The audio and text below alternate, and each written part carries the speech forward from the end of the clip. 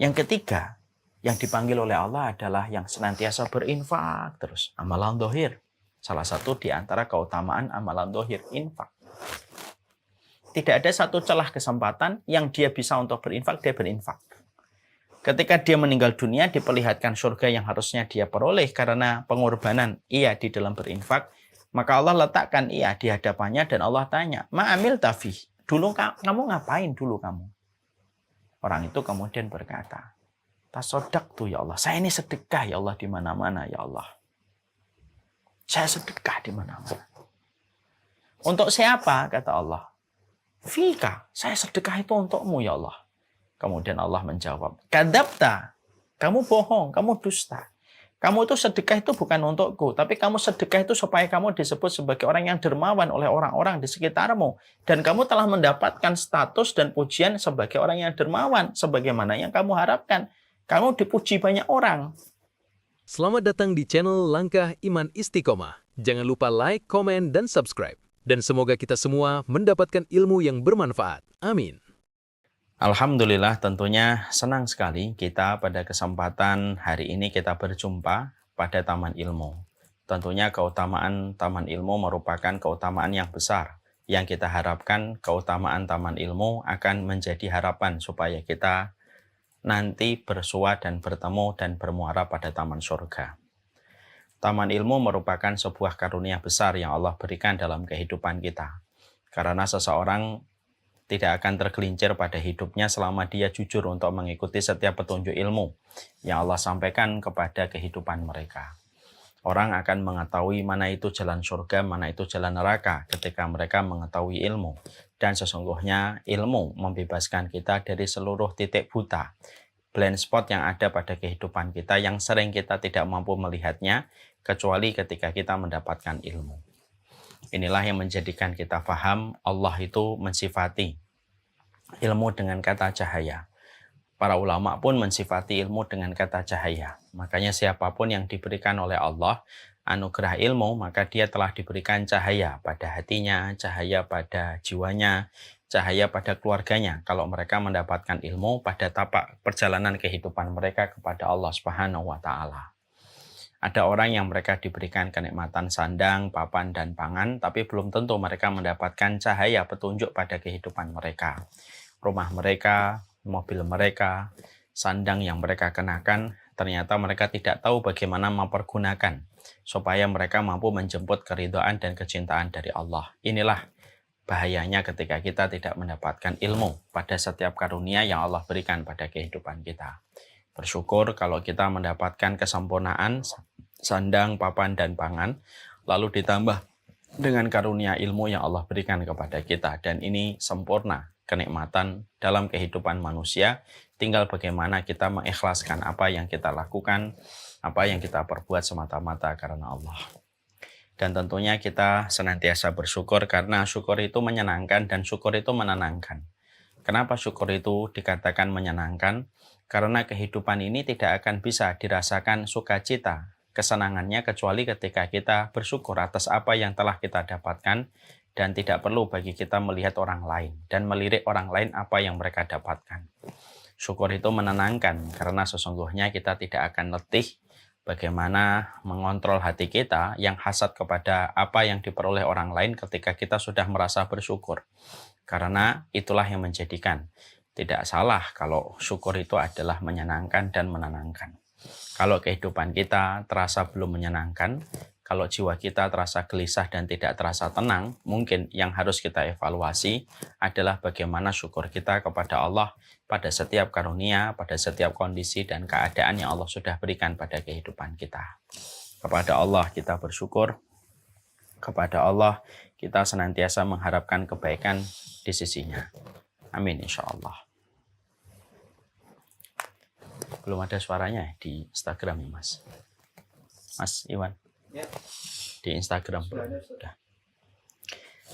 Kita alhamdulillah kita pada kesempatan hari ini akan menyampaikan sebuah materi yang dihajatkan dan dibutuhkan oleh setiap orang. Yang menyampaikan materi ini adalah orang yang paling membutuhkan materi ini pula pada kehidupannya. Ini merupakan materi yang penting di mana setiap orang berkebutuhan primer kepada apa yang kita butuhkan pada materi ini. Dan kita akan membahas materi ini adalah pesona hati yang salim. Kalau kita membicarakan hati yang salim, tentunya pembicaraan kita layak untuk kita dudukkan dulu perkataan dari Imam Al-Ghazali. Imam Al-Ghazali rahimahullahu ta'ala, beliau menyampaikan tentang satu perkara yang penting. Dan perkataan Imam Al-Ghazali saya tempatkan menjadi muqaddimah, menjadi prolog dalam pembahasan kita ketika akan menerangkan dan menjabarkan tentang pesona hati yang salim. Imam Al-Ghazali itu mengatakan bahwasanya setiap para penuntut ilmu, siapapun mereka, dimanapun mereka berada, kapanpun mereka hidup, maka setiap penuntut ilmu mereka memiliki PR yang tidak akan pernah berhenti. PR itu selama dia menuntut ilmu kebenaran yang didapatkan dari Allah dan Rasul-Nya. Apa PR yang harus dilakukan oleh setiap para penuntut ilmu? PR-nya itu adalah bagaimana mereka menjaga hatinya dan menjaga kesehatan pada jiwanya. Karena setiap para penuntut ilmu ketika mereka lalai menjaga hatinya dan menjaga kesehatan jiwanya, maka ilmu akan menyebabkan banyak kerusakan dan musibah pada kehidupan. Ketika diserap lalu tidak mampu direspon oleh hati yang salim dan jiwa yang sehat. Makanya inilah PR yang kita harus miliki di dalam setiap waktunya. Bahwasanya dalam perjalanan kehidupan kita, maka kita dikondisikan bagaimana menjaga hati kita, supaya hati kita menjadi hati yang salim, hati yang selamat, jiwa kita menjadi jiwa yang sehat. Supaya setiap kita mendapatkan kebenaran, kebenaran itu akan membuahkan hasil manis pada kehidupan kita. Selama ilmu itu ditampung pada hati yang salim dan jiwa yang sehat. Beliau lalu melanjutkan, ilmu itu kedudukannya sebagaimana air. Dia bersifat tawar. Ketika air hujan itu sudah mendarat ke permukaan bumi, ke tanah, maka tergantung akar pohon mana yang menyerap air hujan yang asalnya tawar itu. Kalau yang menyerapnya adalah akar pohon yang berbuah manis, contohnya mangga, maka air hujan itu akan berubah menjadi sesuatu yang manis. Buahnya manis, memberikan kesehatan, memberikan rasa kenyang bagi yang memakannya, dan daun-daunnya memberikan keteduhan bagi mereka yang berlindung dan berteduh di bawah pohon mangga. Tapi kalau air hujan itu diserap sama akar pohon, yaitu akar pohon yang berbuah pahit, maka sesungguhnya buah pahit yang menyerap dari air hujan itu, maka air hujan itu berubah menjadi pahit, lagi berduri dan tidak memberikan keteduhan bagi orang yang lewat. Makanya ilmu itu netral, tergantung hati mana yang menyerapnya. Kalau yang menyerapnya adalah hati yang kotor, yang menyerapnya itu adalah hati yang sakit, maka yang terjadi adalah ilmu akan kontraproduktif dalam kehidupan mereka yang memiliki hati yang sakit.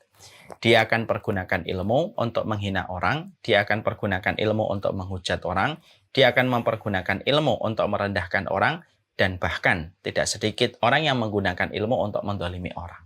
Kenapa? Karena ilmu itu direspon dan diletakkan pada hati yang sakit dan jiwa yang bermasalah. Beda kalau ilmu itu diserap sama hati yang sehat. Hati yang sehat yang menampung ilmu, maka akan menjadikan ilmu itu meneduhkan, menenangkan, menyenangkan, dan membuahkan hasil bagi orang di sekitarnya. Ilmu itu kalau diserap sama hati yang sehat, maka sesungguhnya yang terjadi adalah kebaikan dan kebaikan pada setiap ilmu yang diserap pada hati yang sehat dan jiwa yang salim. Nah, inilah yang menjadikan kita akhirnya memahami betapa pentingnya bagi kita ketika kita hari ini menjadi penuntut ilmu, kepada siapapun kita belajar, maka salah satu perkara yang kita harus evaluasi pada kehidupan kita, pada track kita belajar tentang kebenaran yang kita peroleh dari Allah dan Rasul-Nya, salah satu evaluasi besar yang kita lakukan adalah kita harus melihat bagaimana hati kita dan bagaimana memberikan maintenance bagi hati kita, memberikan perawatan yang terbaik pada hati kita, servis yang maksimal pada hati kita dan jiwa kita, karena hati kita sangat tergantung pada ilmu yang nanti akan didapatkan. Siapapun ilmu, apapun ilmu itu, kalau diserap pada hati yang sehat, maka akan menjadi sesuatu yang baik. Tapi ilmu itu ketika diserap pada hati yang buruk, maka sesungguhnya ilmu itu akan menjadi sesuatu yang buruk dan pahit, dan inilah yang kita hindari. Inilah yang menjadikan saya tadi mengatakan, saya tempatkan pembahasan hati dari apa yang disampaikan oleh Imam Al-Ghazali pada prolog kita, supaya kita paham kenapa kita harus membahas hati dalam kehidupan kita. Kenapa pembicaraan hati merupakan pembicaraan yang paling sering disampaikan oleh orang-orang yang berilmu. Dan pembicaraan tentang masalah hati merupakan pembicaraan yang sering disampaikan sama orang-orang solih dari sahabat-sahabat kita. Mereka selalu bicara tentang hati. Disinilah kita akhirnya paham. Karena hati sangat mempengaruhi ilmu yang kita peroleh. Sehingga ilmu itu akan berbuah menjadi yang baik kalau ditampung pada hati yang salim. Dan sesungguhnya ilmu akan berubah menjadi sesuatu yang buruk ketika ditampung pada hati yang sakit dan jiwa yang rusak. Makanya pernah nggak kita menjumpai ada orang sering ngaji, tapi setelah dia sering ngaji, orangnya ketus, omongannya kasar, orangnya sombong, gampang merendahkan orang, gampang menistakan orang, tidak peduli tentang perasaan orang lain, dan itu sering kita jumpai. Dan cukuplah kejadian-kejadian kasus-kasus yang sering kita jumpai semacam ini menjadikan kita semakin mengerti betapa besarnya kebutuhan manusia, terutama ketika mereka telah menjadi penuntut ilmu. Jagalah hati, karena sesungguhnya menjaga hati, memberikan treatment kepada hati, memberikan servis kepada hati dengan hati yang terbaik, maka itu akan mempengaruhi setiap ilmu yang kita peroleh dan kita dapatkan. Ini menjadi prolog pembahasan kita tentang pesona hati yang salim. Setelah kita mengetahui apa yang disampaikan oleh Imam Al-Ghazali, makalah di sini kita harus paham bahwasanya ibadah itu terbagi menjadi dua. Ibadah itu terbagi menjadi dua, sebagaimana yang dikatakan para ulama terdahulu. Imam Syafi'i, Imam Ahmad, Imam Abu Hanifah, Imam Malik, mereka mengatakan bahwasanya ibadah itu terbagi menjadi dua. Ibadah itu terbagi menjadi dua, maka apa saja pembagian dari ibadah itu? Yang pertama, yaitu adalah ibadah yang dilakukan anggota fisik kita, yaitu disebut dengan amalan-amalan dhahir, amalan yang dilakukan oleh fisik kita. Ketika kita melaksanakan sholat, maka itulah yang disebut dengan amalan fisik. Ketika kita sedekah, itu amalan fisik. Ketika kita puasa, maka itu adalah amalan fisik. Ini adalah yang disebut dengan amalan dhahir. Amalan yang dilakukan manusia, melakukan perkara-perkara yang Allah cintai dan Allah ridhai pada perkara yang Allah syariatkan. Kita ngaji, ini juga amalan fisik, amalan dhahir. Maka ini merupakan salah satu di antara beban kewajiban syariat yang Allah bebankan dan Allah timpakan kepada orang yang beriman. Tapi ibadah itu bukan hanya fokus pada satu, yaitu adalah amalan dhahir. Kita juga harus paham, ada ibadah-ibadah yang disebut dengan ibadah-ibadah hati, yaitu adalah ibadah batin. Ibadah hati adalah ibadah yang tidak kelihatan oleh kasat mata, yang tidak kelihatan sama orang-orang yang di sekitar kita, bahkan terkadang orang yang memiliki hati pun terkadang juga tidak menyadari tentang amalan-amalan yang dilakukan hatinya. Dan ibadah hati itu cakupannya banyak. Ikhlas itu ibadah hati, sabar itu ibadah hati, ridho itu ibadah hati, husnudon itu ibadah hati, mencintai orang yang beriman itu ibadah hati. Di mana ini termasuk ibadah batin, di mana ibadah batin pun sama, termasuk salah satu syariat yang Allah bebankan kewajibannya kepada kita supaya kita mengkondisikan hati kita dan mengkondisikan jiwa kita untuk selalu melakukan perkara yang ditaati oleh Allah dan Rasul-Nya pada perkara hati dan jiwa kita. Ya, jadi ibadah itu dua, ada ibadah zahir, ada ibadah hati. Setelah kita menerangkan bahwasanya ibadah itu ada dua, ada ibadah hati, ada ibadah zahir, maka manusia itu terbagi menjadi beberapa kelompok ketika kita kaitkan pada ibadah zahir dan ibadah hati. Ada manusia yang mereka itu ibadah zahirnya bagus. Jangan ditanya bagaimana sholatnya, jangan ditanya bagaimana puasanya, jangan ditanya bagaimana sedekahnya, jangan ditanya bagaimana ketika dia membantu orang. Ini ibadah zahir. Orang-orang ada yang pertama yang mereka mempesona pada ibadah zahir. Ibadah zahirnya mempesona banyak orang, membuat kagum banyak orang, membuat decak kagum banyak orang yang melihatnya. Itu ibadah zahirnya. Tapi di sisi mempesonanya ibadah zahir yang dia lakukan dan dia kerjakan, ternyata dia rusak pada ibadah hatinya. Hatinya penuh dengan sesuatu yang buruk. Hatinya penuh dengan penyakit. Dia menjadi orang yang tamak. Dia menjadi orang yang tidak bisa menerima takdir kecuali dia berkeluh kesah. Dia tidak mampu mencintai orang yang beriman. Dia tidak mampu untuk mengikhlaskan apa yang dia perbuat semata-mata untuk Allah. Orang yang semacam ini adalah orang yang walinya Allah pada ibadah zahir, tetapi walinya setan pada ibadah hatinya. Orang yang semacam ini bagaikan emas yang sangat memukau setiap orang yang memandang pada ibadah zahirnya. Tetapi pada ibadah hatinya, Dia itu sebagaimana potongan besi yang kita jumpai di bengkel yang tidak ada harganya. Maka ada kelompok yang semacam ini, dan kita tidak menafikan ada orang-orang yang semacam ini yang kita jumpai. Kalau sudah lihat bagaimana ibadah zahirnya, kalau kita lihat bagaimana ibadah ibadah fisiknya, luar biasa. Kita tidak ragu bagaimana ibadah zahirnya. Tapi di dalam hatinya, porak-poranda, dia tidak mampu ikhlas, dia tidak mampu untuk ridho, dia tidak mampu mencintai, dia tidak mampu untuk tawakal, dia tidak mampu untuk sabar, dan sederet amalan hati. Maka amalan hati itu nilainya di bawah 5, walaupun amalan zahirnya nilainya di bawah 8. Dan ini satu kelompok yang sering kita dapatkan, bahkan mungkin ada di antara kita yang juga merasakan itu. Waliyadzubillah. Ada kelompok yang kedua, yang mereka itu Masya Allah, ibadah zahirnya biasa. Dia selalu melakukan yang wajib. Dia melakukan perkara-perkara yang tampaknya biasa. Tapi ibadah hatinya luar biasa. Mereka tersembunyi, mereka selalu menyembunyikan amalan-amalan hatinya. Bagaimana keikhlasannya, bagaimana ridhonya, bagaimana ketawakalannya, bagaimana rasa dia berharap kepada Allah, walaupun ibadah zahirnya adalah ibadah yang biasa. Kalau kita melihat ibadah zahirnya, tampaknya biasa saja. Tapi dia senantiasa menjaga kesehatan hatinya. Dia berusaha bagaimana apa yang dia lakukan ikhlas karena Allah. Dia senantiasa ridho kalau dia menjumpai keputusan-keputusan takdir yang terkadang tidak berpihak pada dirinya. Dia menjadi orang yang senantiasa berbaik sangka kepada Allah dan berbaik sangka kepada manusia yang ada pada sekelilingnya. Ada orang yang mereka itu ibadah hatinya, ibadah batinnya luar biasa. Mereka mempesona, mereka kayak wali-walinya Allah ketika membicarakan ibadah hati. Walaupun ibadah zahirnya itu tampaknya biasa. Mungkin kalau kita melihat berpapasan dengan mereka, mereka tampaknya biasa. Mungkin ketika kita menjumpai mereka pada satu kesempatan dan satu acara, tampaknya biasa saja. Tapi ternyata hatinya menjadi hati yang luar biasa. Ketika hatinya selalu dikondisikan bagaimana hatinya untuk senantiasa taat kepada Allah dan Rasul-Nya. Maka ini ada yang kedua. Yang mana ibadah hatinya dan ibadah zahirnya luar biasa pada ibadah hatinya. Ada yang ketiga, inilah yang ketiga yang terbaik. Yaitu adalah orang yang zahirnya mempesona, hatinya juga mempesona. Jadi ketika dia memiliki hati yang salim, maka sesungguhnya dia juga memiliki ibadah zahir yang mempesona.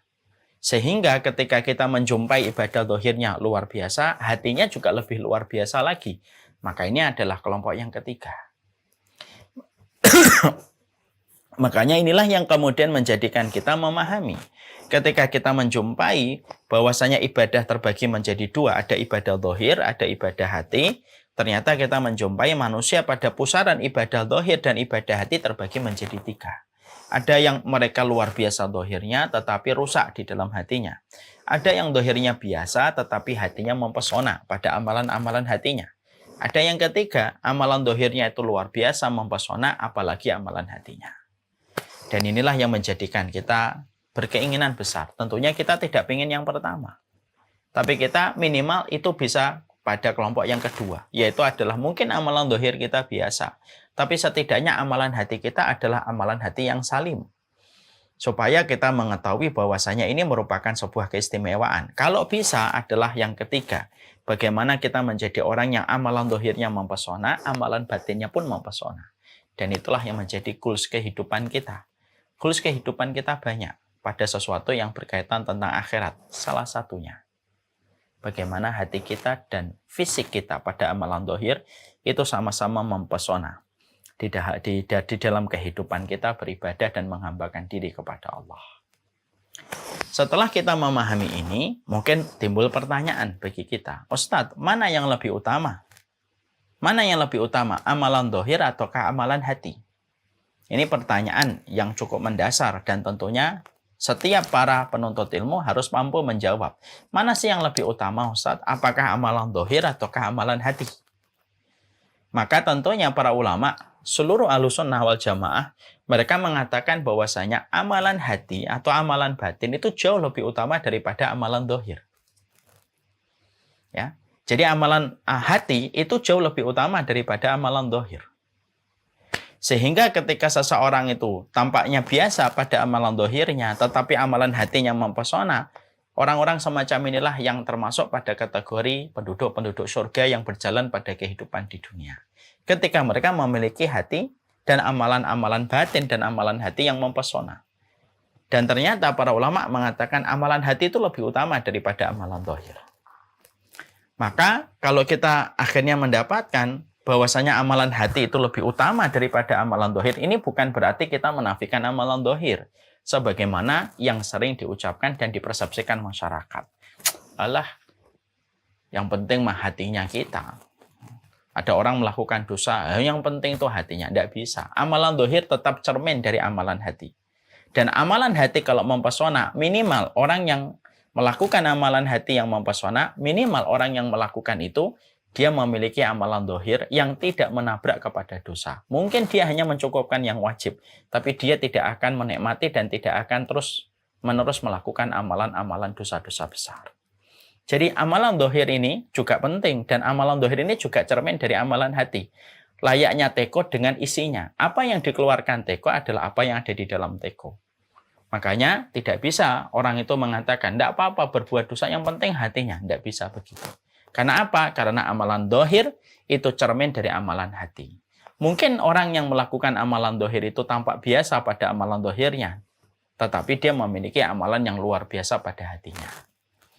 Maka kita juga harus kemudian bertanya, mana dalilnya Ustadz? Bahwasanya amalan hati itu menjadi amalan yang penting. Karena banyak di antara kita ini selalu fokus pada amalan-amalan dohir. Kita fokus kepada amalan sholat duha kita. Kita fokus pada amalan sholat tahajud kita. Kita fokus pada amalan-amalan dohir dan amalan yang dilakukan anggota badan kita. Sedekah kita memperhatikan. Tapi jarang bagi kita untuk melihat secara internal bagaimana amalan hati kita.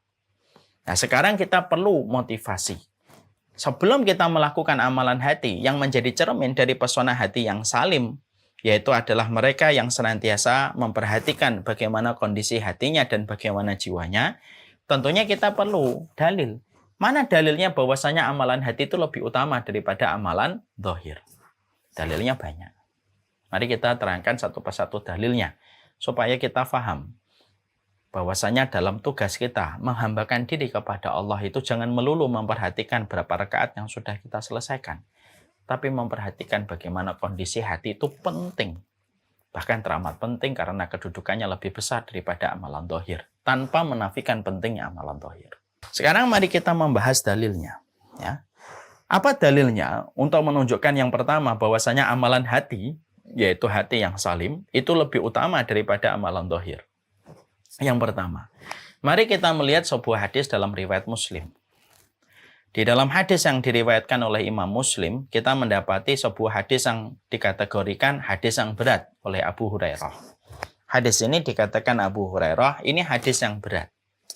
Karena Abu Hurairah harus menyampaikan berulang-ulang dan harus berulang-ulang pingsan ketika beliau menyampaikan tentang hadis ini. Karena beratnya realisasi dan pengamalan hadis ini. Bapak dan Ibu bisa membayangkan.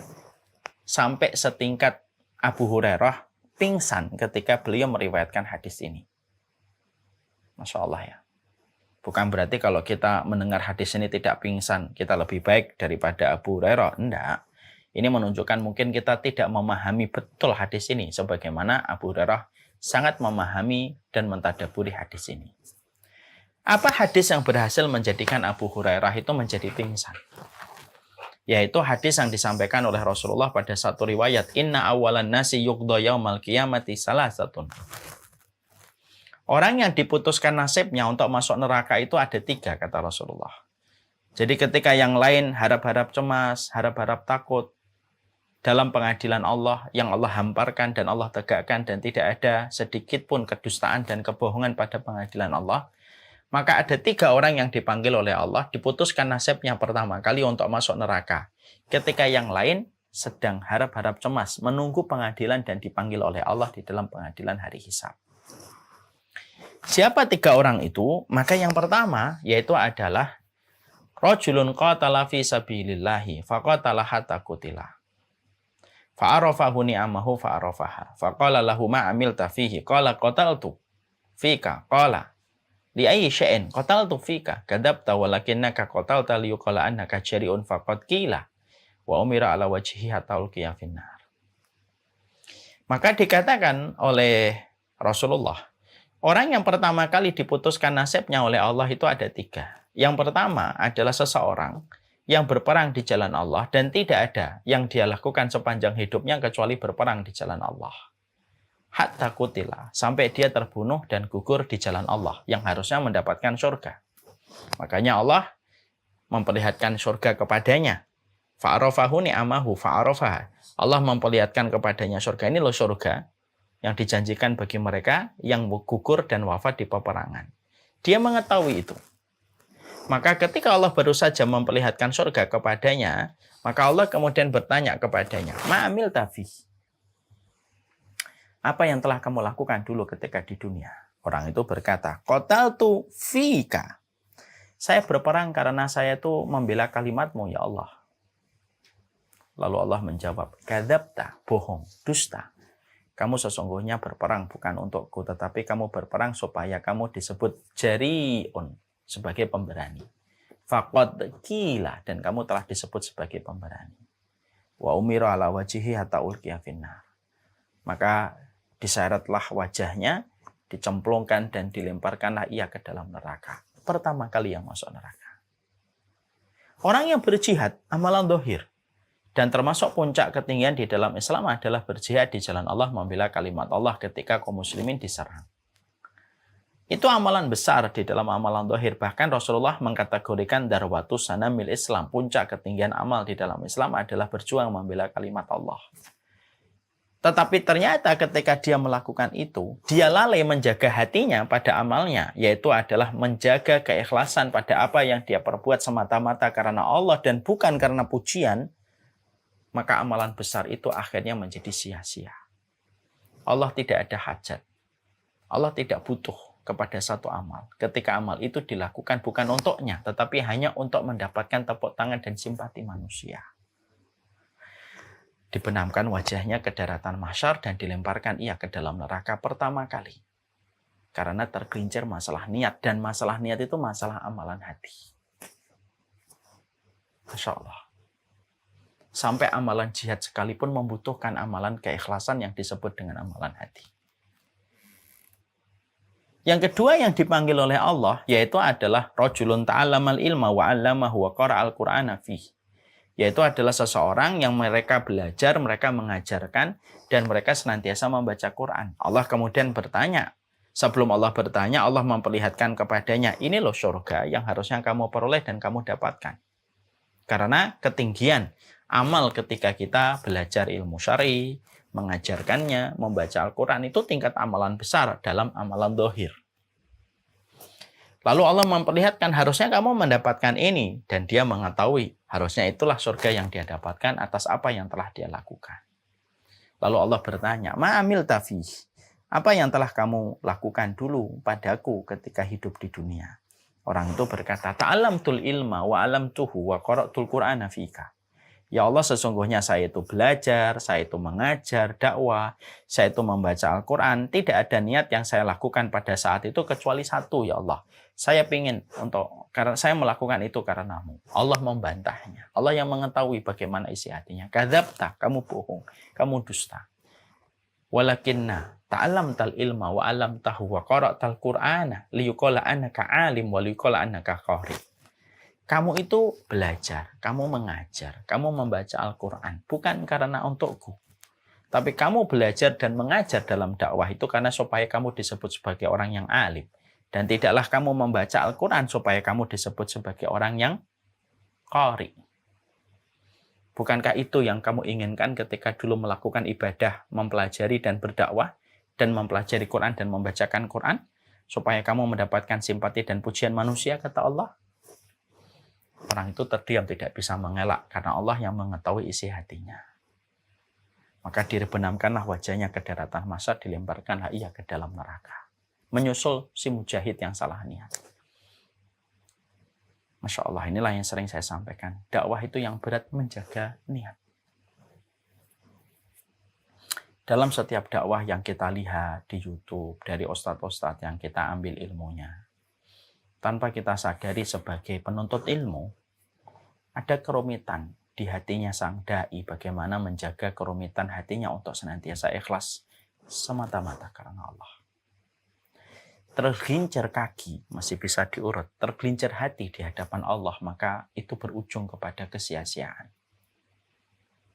Makanya orang yang dipanggil oleh Allah dan diputuskan nasibnya di dalam neraka itu justru orang yang berbuat kebaikan.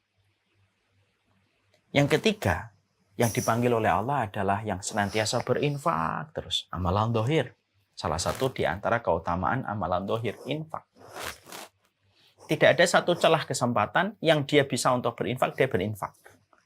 Ketika dia meninggal dunia, diperlihatkan surga yang harusnya dia peroleh karena pengorbanan ia di dalam berinfak.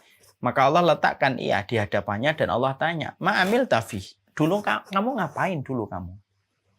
Orang itu kemudian berkata, Tasodak tuh ya Allah, saya ini sedekah ya Allah di mana-mana ya Allah.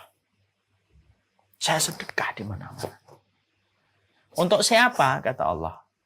Fika, saya sedekah itu untukmu ya Allah. Kemudian Allah menjawab, Kadzabta, kamu bohong, kamu dusta.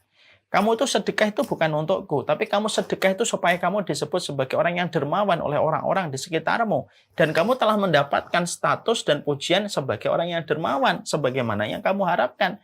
Kamu dipuji banyak orang. Dan itu kan yang kamu cari, kata Allah. Maka orang itu terdiam. Karena dia tidak bisa berkutik untuk mengadakan pembelaan karena Allah yang paling tahu tentang isi hatinya. Maka akhirnya pun sama, dia akhirnya masuk neraka, menyusul si mujahid yang salah niat, menyusul da'i yang salah niat, menyusul penuntut ilmu yang salah niat, menuntut para qori yang membaca Al-Quran yang salah niat, dan berikutnya adalah orang yang sedekah, tetapi sedekahnya itu hanya untuk mendapatkan tepuk tangan dan pujian manusia. Masya Allah. Ini bukan berarti setelah kita mengetahui hadis ini, kemudian kita berkata, ya sudahlah, tidak usah beramal. Lu jangan gitu. Beramal aja belum tentu selamat, apalagi tidak beramal. Tapi hadis ini bukan memberikan ketakutan. Hadis ini memberikan kewaspadaan. Sekaligus pula memberikan kepada kita sebuah pelajaran penting. Bahwasanya amalan hati itu selalu lebih tinggi daripada amalan dohir. Bahkan amalan dohir, setinggi apapun kamu beramal, mau itu adalah jihad, mau itu adalah menuntut ilmu dan berdakwah, mau itu sedekah. Tapi ketika tidak diiringi dengan amalan hati yang bernama ikhlas, ya, sebuah kata yang terdiri dari 6 huruf, lalu kemudian kita tidak memiliki keikhlasan, dan keikhlasan itu amalan hati, tidak ada manfaatnya. Tidak ada manfaatnya itu semuanya di hadapan Allah. Untuk menunjukkan betapa amalan hati itu kedudukannya lebih tinggi daripada amalan dohir. Makanya kan kita menjumpai ya, kenapa ada seorang wanita pelacur, dia ketika memberikan minuman kepada seekor anjing, maka wanita ini setelah bertobat langsung diterima tobatnya oleh Allah dan akhirnya kelak memasuki surga. Itu bukan karena amalan memberikan minum kepada anjingnya yang menjadikan beliau dimasukkan oleh Allah pada kerumunan penduduk surga, bukan. Tapi yang menjadikan Allah memberikan kepadanya sebuah rahmat berupa surga kepada wanita ini, karena wanita ini ketika dia melihat anjing yang haus, tidak ada yang mendorong dia untuk turun ke sumur tua, mengambilkan air minum bagi anjing tua ini, kecuali adalah keikhlasan. Wanita ini tidak ada yang dia lakukan pada perkara itu, kecuali hanya mengharapkan ridhonya Allah. Ketika ikhlas, pada amalan hatinya itu ikhlas, ketika tidak ada mata satupun yang memandang, tidak ada orang satupun yang mengetahui apa yang diperbuat wanita ini. Dalam beberapa riwayat itu dikatakan wanita ini sembari menggigit sepatunya, lalu dia turun dengan susah payah untuk mengambilkan air, lalu dia naik ke atas. Tidak ada satupun mata manusia yang mengetahui dan mengetahui dan memahami apa yang dilakukan wanita ini. Yang mengetahui hanya Allah saja. Tapi wanita itu tidak memperdulikan, walaupun sepi, tidak ada mata manusia, dia melakukan itu karena Allah. Lihat, amalan hati. Ketika dia ikhlas, amalan biasa pun menjadi besar di sisi Allah. Ketika diiringi dengan amalan hati yang bernama keikhlasan. Amalan gede, jihad, dakwah, nyari ilmu, bahkan urusan sedekah. Sebesar itu ketika tidak ada keikhlasan, maka dia musnah, sirna, sia-sia di hadapan Allah. Karena Allah itu zat yang tidak butuh dengan amalan. Ketika amalan itu tidak ditujukan kepadanya, tetapi ditujukan kepada mata manusia. Ini menunjukkan kepada kita, Masya Allah ya. Ini loh dalil pertama.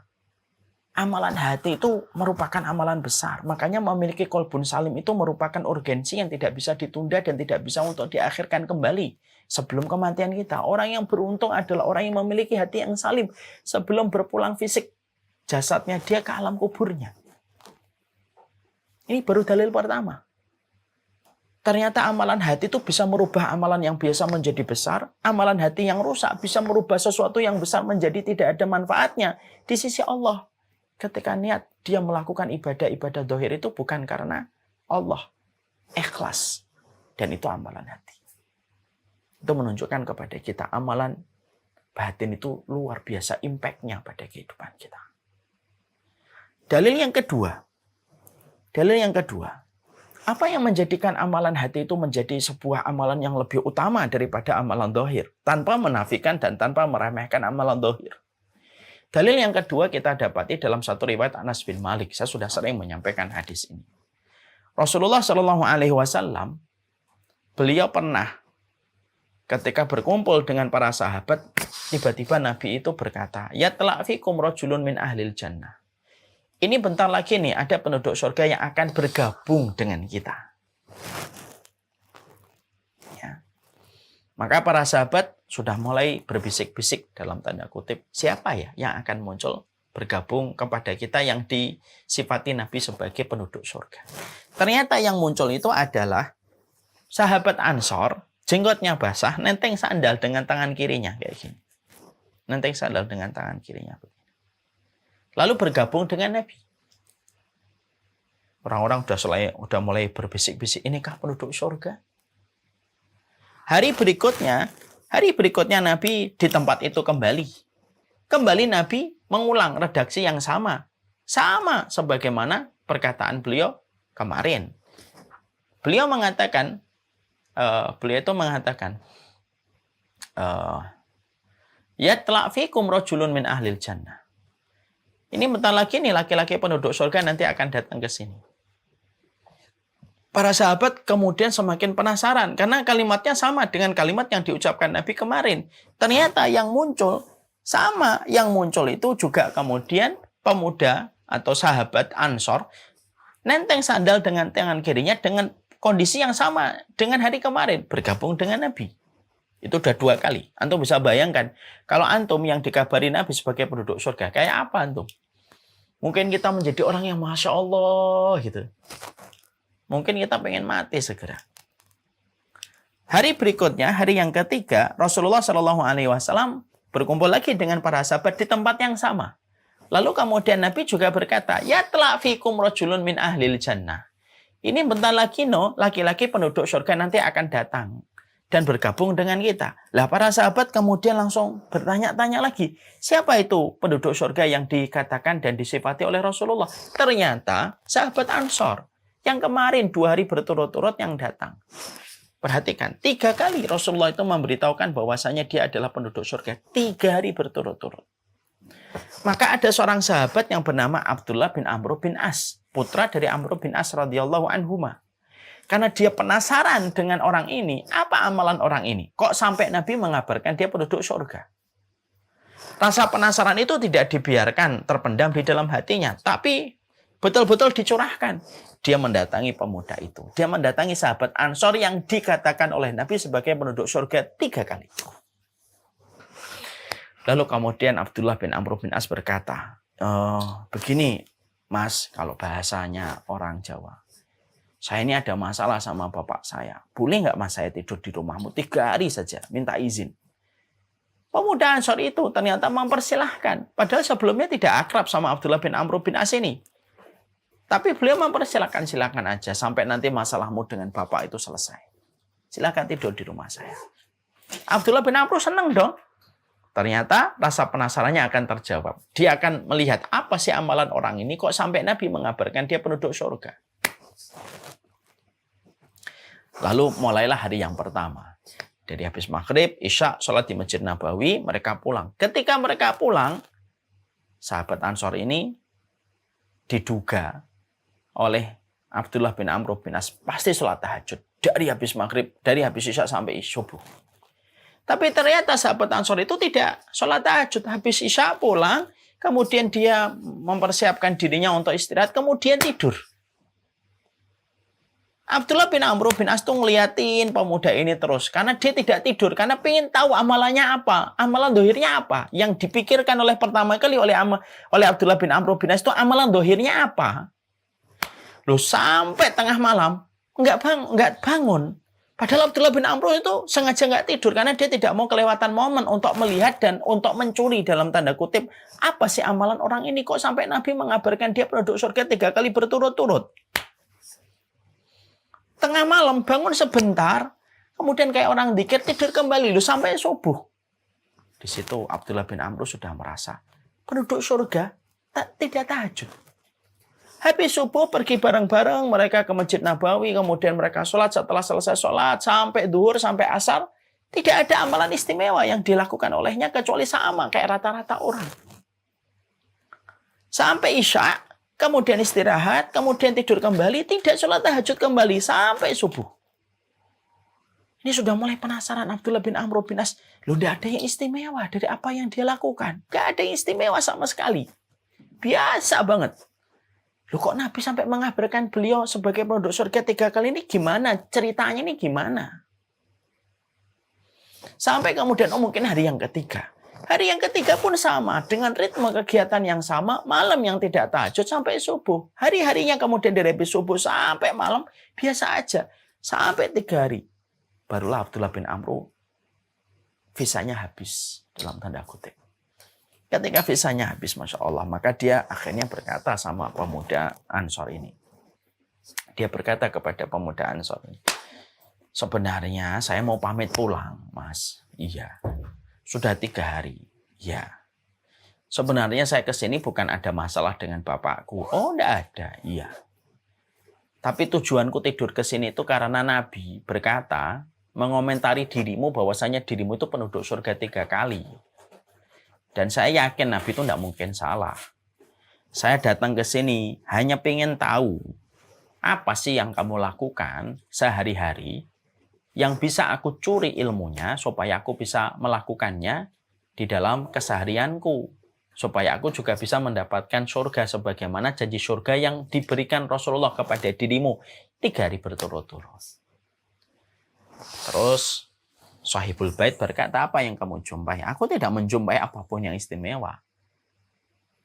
Orang Ansor ini berkata, ya begitulah saya itu beramal, tidak ada yang aku sembunyikan untuk kalian, untuk kamu. Ya itulah yang aku kerjakan. Lalu Abdullah bin Amr bin As merasa gagal dalam tanda kutip untuk mendapatkan ilmu dari sahabat Ansor ini. Lalu beliau minta izin. Ya sudah kalau kayak gitu. Mungkin ada amal yang saya tidak tahu apa yang menjadikan engkau dijanjikan surga oleh Allah lewat lisan Rasulullah. Kemudian sahabat Ansor ini pulang. Ketika dia mau pulang baru beberapa langkah, maka sahabat Ansor itu memanggil dia, sini. Iya, ada satu yang pengen aku ceritakan kepada dirimu. Apa itu? Hatiku tidak pernah hasad dendam kepada orang-orang yang beriman. Dan aku tidak pernah mendolimi orang yang beriman. Hatiku tidak ingin menginginkan keburukan untuk orang yang beriman. Dan tidaklah aku tidur kecuali aku memastikan tidak ada yang aku hasad dan aku memaafkan kesalahan setiap kaum muslimin. Itulah yang aku jaga setiap malam sebelum aku tidur. Maka Abdullah bin Amr senang dan berkata, inilah yang menjadikan engkau dijanjikan oleh Allah dengan surga sampai Nabi pun mengulang-ulang 3 kali janji surganya Allah kepada dirimu. Apa yang kita dapatkan di sini, Pak dan Ibu? Yang kita dapatkan amalan dohirnya biasa. Tidak sholat tahajud 3 hari berturut-turut. Ini bukan berarti nanti malam kita tidak tahajud. Tidak. Tapi beliau tidak tahajud. Amalan hariannya biasa. Yang mengatakan itu bukan saya, tetapi Abdullah bin Amr bin As yang memang mengikuti beliau selama 3 hari berturut-turut. Amalan dohirnya biasa. Tapi walaupun amalan dohirnya biasa, dia mendapatkan dan dinobatkan sebagai penduduk surga. Kenapa? Bukan dari amalan dohirnya, dia dinobatkan sebagai penduduk surga. Dia dinobatkan sebagai penduduk surga karena hatinya yang bersih, yang tidak ingin untuk hasad kepada orang-orang yang beriman. Tidak pernah berprasangka kecuali yang baik kepada orang yang beriman. Dan itulah yang dia peroleh dari Allah. Mencintai orang yang beriman, tidak hasad, tidak jahat, tidak mendolimi dengan hati kita kepada orang beriman. Itu amalan hati, bukan amalan dohir. Mencintai orang yang beriman itu merupakan amalan hati. Makanya dari hadis ini, saya akhirnya tahu jawaban dari banyak pertanyaan saya. Kenapa ya terkadang kita jumpai ada orang biasa tampaknya, bukan dari pesantren, tidak hafal 30 juz, tidak bisa bahasa Arab, tapi kok meninggalnya pas sholat? Padahal kalau dilihat amalannya, seakan-akan amalannya biasa.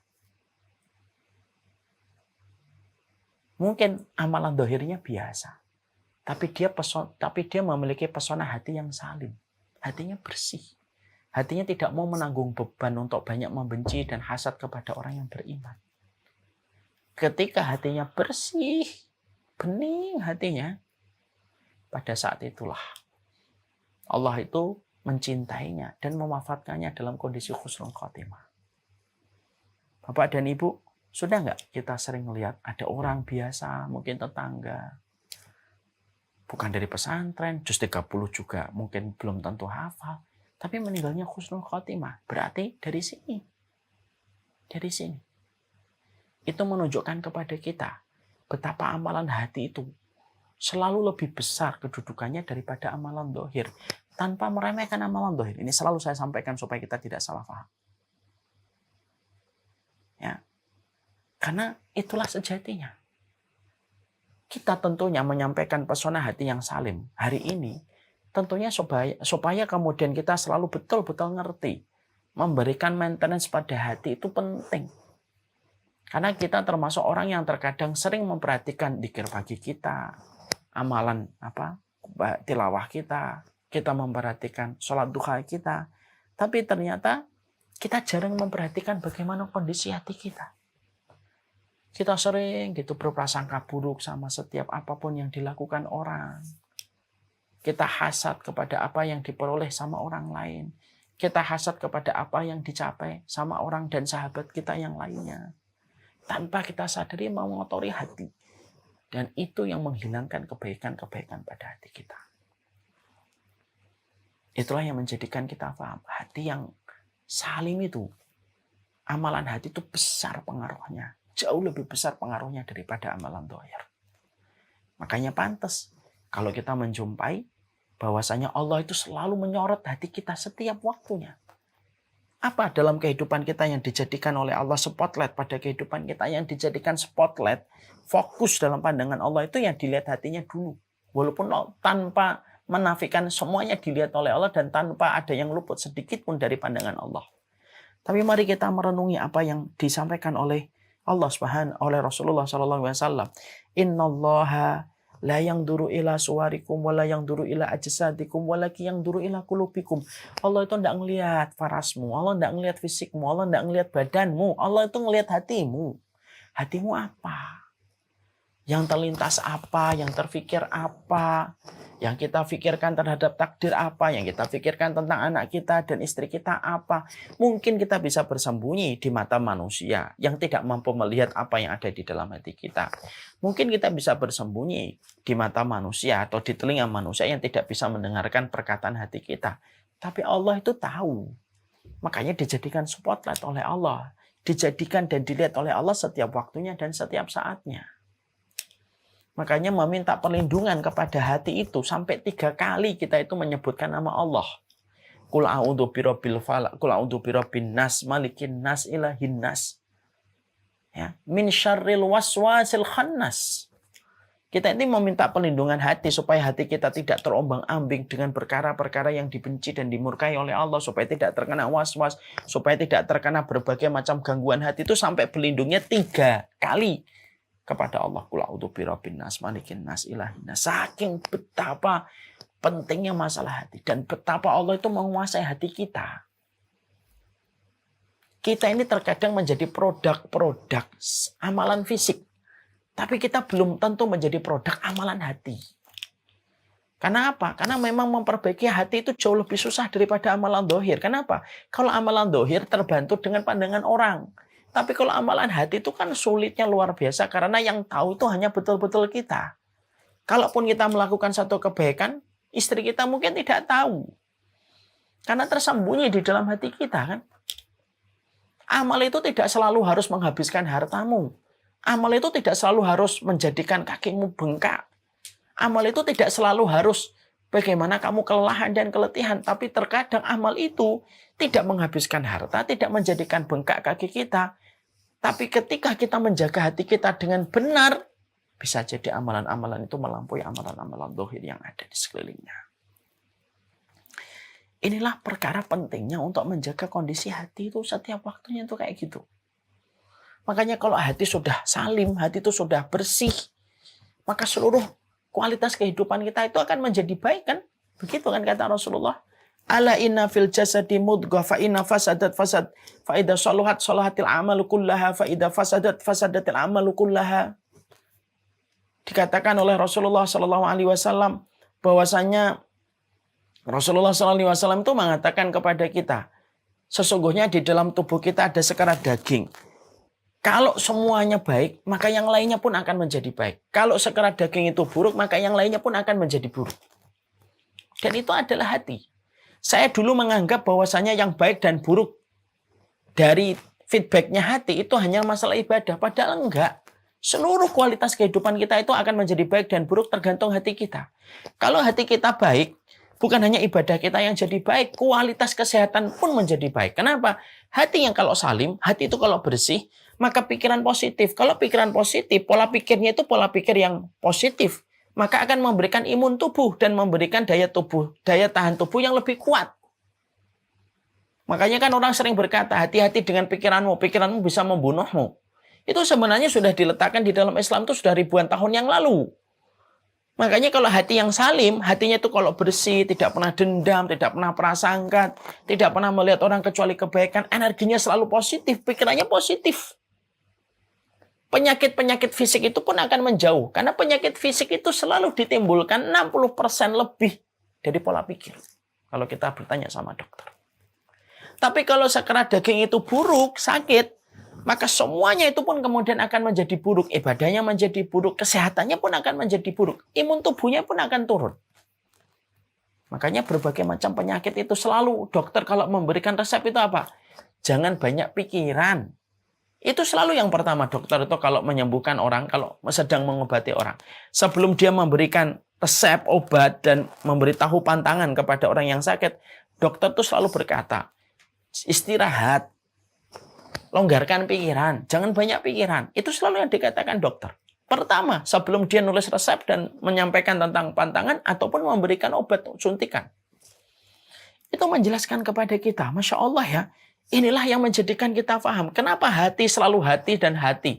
Di dalam pembicaraan kita, di dalam agama kita, kenapa pembicaraan tentang hati yang salim itu pembicaraan yang tidak pernah ada habisnya di dalam kaidah para ulama ketika membicarakan hati?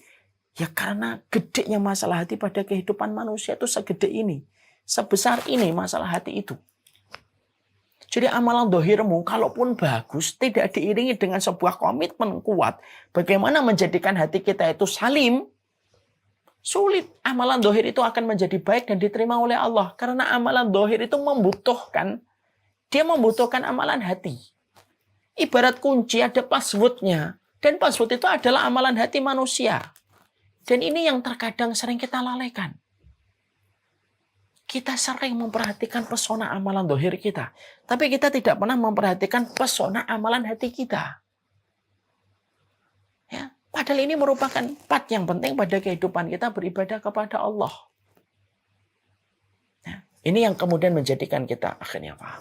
Makanya ditunjukkan pula di dalam satu riwayat yang sahih. Pada satu riwayat yang sahih itu dikatakan begini. Bahwasanya Rasulullah itu bersabda, kalaupun kamu berinfak, law anfaqta misla jabal Uhudin, maka bilallahu minka hatta tu'mina bil qadari khairihi wa syarihi. Kalaupun kamu berinfak satu gunung Uhud emas, kata Rasulullah, kamu infak nih satu gunung Uhud emas. Itu kan amalan dohir. Maka infak satu gunung Uhud emas, kata Rasulullah, tidak akan diterima oleh Allah. Allah tidak ada hajat untuk menerimanya. Hatta tu'mina bil qadari khairihi wa syarihi. Sampai betul-betul kamu tuh beriman kepada Allah, takdirnya. Ridho dan ikhlas menerima takdir. Menerima takdir Allah. Ikhlas itu amalan hati. Harus ridho sama takdir. Itu amalan hati. Bapak, ibu, santri, santriwati, ada yang infak satu gunung Uhud emas, nilainya ribuan triliun. Mungkin bisa membayar utang negara kita. Kamu infak satu gunung Uhud emas, kata Rasulullah, itu nggak akan ada hajat diterima oleh Allah. Allah nggak putus sedekahmu. Sampai kamu itu menjaga hatimu, supaya hatimu itu ridho kepada keputusan takdir. Jadi kalau ada orang infak, tapi hatinya tidak pernah ridho terhadap takdir, tidak ada hajat bagi Allah menerima sedekah itu. Ya. Iman kepada takdir, ridho kepada takdir, baik itu takdir yang manis ataupun takdir yang pahit, itu amalan hati. Saya ridho, ya Allah. Memang ini sudah engkau ciptakan untukku 50.000 tahun sebelum engkau menciptakan langit dan kita ridho. Itu yang lebih utama daripada infak satu gunung Uhud emas. Ini semakin menambah deretan dalil bahwasanya pesona amalan hati itu luar biasa. Tapi kenyataan yang sering terjadi adalah kita selalu membawa amalan fisik kita, amalan dohir kita ke salon setiap waktunya, diperbaiki amalan dohirnya. Tapi kita justru melalaikan amalan hati kita. Padahal amalan hati ini amalan yang luar biasa di sisi Allah. Makanya sampai kita menjumpai apa yang dikatakan oleh para ulama kan. Sampai kemudian kita sampai kita menjumpai hadis Rasulullah. Nabi, apa doa yang paling sering dipanjatkan Nabi? Doa yang paling sering dipanjatkan Nabi itu adalah doa minta yang berkaitan hatinya. Jadi doa yang paling sering dipanjatkan Nabi, mari kita rujuk kepada apa yang disampaikan oleh Ummu Salamah. Ummu Salamah itu berkata, ya Rasulullah, engkau berdoa dengan doa ini paling sering sampai aku apal ya Rasulullah. Apa doa yang paling sering diminta oleh Nabi? Doa yang paling sering diminta oleh Nabi adalah Allahumma ya muqallibal qulub, tsabbit qalbi ala dinika. Wahai Rabb yang menguasai hati, tsabbit qalbi ala dinika. Tetapkanlah hatiku untuk senantiasa berada di atas agamamu. Yang diminta oleh Nabi, yang paling sering dihajatkan Nabi kepada Allah itu persoalan tentang hatinya. Ya Allah, tetapkanlah hatiku di atas agamamu. Tetapkanlah hatiku di atas ketaatanmu. Dan yang diminta Nabi, yang disoroti Nabi itu apa? Hatinya. Nabi tidak mengatakan, ya Allah perbanyaklah sholatku. Nabi enggak. Walaupun kita tahu sholatnya Nabi sampai kaki Rasulullah itu bengkak.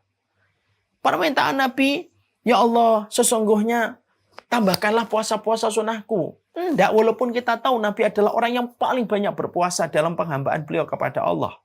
Tapi yang diminta oleh Nabi itu, ya muqallibal qulub, tsabbit qalbi. Yang diminta Nabi itu hatinya dulu. Tetapkanlah hatiku ya Allah di atas ketaatan. Karena yang kita khawatir itu apa? Kita sholat, kita puasa, kita sedekah, kita taklim, tapi hati kita malah kotor kemana-mana. Hati kita merasa jumawa, hati kita merasa sombong. Justru itu yang menjadikan rusak penghambaan kita kepada Allah Subhanahu wa taala. Jadi ini yang menjadikan kita harus mengerti. Ini loh pentingnya masalah persoalan hati itu sebesar ini. Bukan berarti kita meremehkan amalan dohir. Enggak. Orang yang memiliki hati yang salim tidak pernah sama sekali meremehkan amalan dohir. Jadi tidak ada orang yang ngomong, alah yang penting hatinya. Enggak bisa ngomong kayak gitu. Amalan hati penting, amalan dohir penting. Tapi amalan dohir membutuhkan amalan hati. Hati harus salim. Hati ini harus salim. Karena kita sudah mendapati banyak sekali kisah. Kita ini sudah banyak sekali mendapati kisah nyata. Orang yang biasa, tapi kok matinya husnul khotimah ya. Mungkin amalan dohirnya biasa, tapi hatinya. Mungkin dia walinya Allah di dalam hatinya yang tidak kita pernah tahu. Coba lihat di YouTube. Orang-orang yang meninggal ketika husnul khotimah, ada yang meninggal itu tampaknya biasa, pakaiannya biasa. Tapi ketika tersorot oleh CCTV, dia meninggal ketika sujud. Kenapa kok bisa semacam itu? Padahal penampilannya biasa, Ustaz. Orangnya juga tampak biasa, amalan dohirnya biasa. Mungkin dia biasa pada amalan dohirnya. Tapi dia memiliki hati yang salim. Dia memiliki hati yang salim.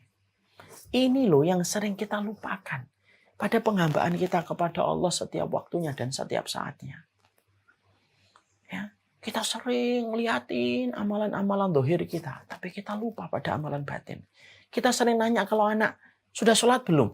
Betul, itu pertanyaan betul. Tapi berapa di antara orang tua yang tanya, sudah ikhlas belum sholatnya?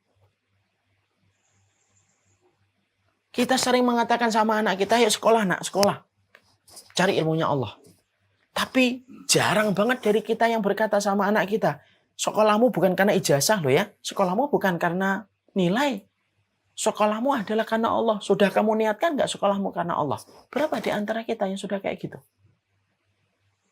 Kita sering bertanya kepada teman kita, sedekah kita, berapa sedekah yang sudah kita keluarkan? Tapi kita jarang bertanya kepada diri kita, sudahkah saya ridho kepada takdir Allah, baik itu takdir yang manis ataupun takdir yang pahit? Kita sering bertanya bagaimana tahajud kita, tapi kita jarang bertanya seberapa besar tawakal kita dalam kehidupan. Ternyata semua itu luput dari pembicaraan kita.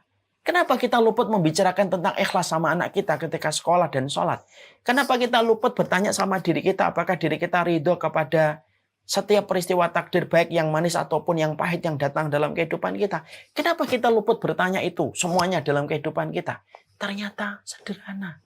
Karena kita masih produk amalan dohir dan belum memperhatikan amalan hati. Padahal amalan batin itu adalah amalan yang besar kedudukannya di sisi Allah. Barakallahu fikum. Semoga Allah merahmati kita. Ini adalah salah satu part bagaimana tentang qalbun salim. Kalau menjelaskan semuanya, mungkin 3 bulan, 4 bulan kita tidak akan putus majelisnya. Tapi kita baru menjelaskan partnya. Salah satu partnya hati yang salim. Makanya saya berikan judul pesona hati yang salim. Karena pada dasarnya ini merupakan hal luar biasa. Tapi sering banget kita remehkan. Sering banget kita kemudian lalaikan. Kita sadar atau tidak sadar. Hanyalah produk amalan dohir. Tapi kita lalai pada amalan hati. Semoga Allah mengampuni kesalahan-kesalahan kita. Semoga Allah mengampuni kelalaian kita. Berdoalah untuk hatimu yang lebih baik. Berdoalah untuk hatimu, untuk lapangan akhirat yang lebih mulia. Berdoalah untuk hatimu. Karena sesungguhnya kemuliaan posisi manusia di hadapan Allah itu terletak pada hatinya.